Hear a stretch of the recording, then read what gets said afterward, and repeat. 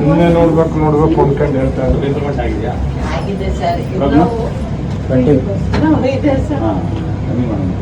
ಅಳಬೇಡಿ. ಎಷ್ಟು ವರ್ಷದಿಂದ ಇದೆ ನಾವು? ಜನವರಿಲಿ 8 ಬಿತ್ತು. ಆಮೇಲೆ ಸ್ಕ್ಯಾನಿಂಗ್ ತೆಗಿಸ್ತೀವಿ ಸರ್ ಮೇ ತಿಂಗಳಲ್ಲಿ. ಅದು ಆಮೇಲೆ ಸ್ಕ್ಯಾನ್ ನೀರು ತುಂಬಿದೆ. ಅಳಬೇಡಿ, ತಲೆ ಕೆಡಿಸ್ಬೇಡಿ. ಒಂದು 9 ತಿಂಗಳಿಂದ ತಾನೆ 8 ಬಿತ್ತಾಗಿಂದ ಬಂದಿರ್ತಾನೆ. ಅದೇನು ದೊಡ್ಡ ಕಾಯಿಲೆ ಅಲ್ಲ, ವಾಸಿ ಮಾಡೋಣ.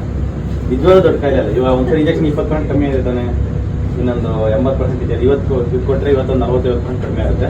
ಸ್ವಲ್ಪ ನೀಡೋದ್ರ ಡಯಟ್ ಮಾಡಿ. ಬೆಟ್ರಿನ್ ಬಟ್ಟಲ್ಲಿ ಸ್ವಲ್ಪ ಪ್ರಾಬ್ಲಮ್ಸ್ ವೇರಿಯೇಷನ್ ಇದೆ, ಅದೆಲ್ಲ ಸರಿ ಮಾಡೋಣ. ಬಾಯಲ್ಲಿ ಕೊಬ್ಬರಿ ಹಾಕೊಂಡು ಆಯಿಲ್ ಕೂಲಿಂಗ್ ಅಂತ ಮತ್ತೆ ಮೆಂತೆಕಾಳು ಚೆನ್ನಾಗಿ ತಿನ್ನಿ.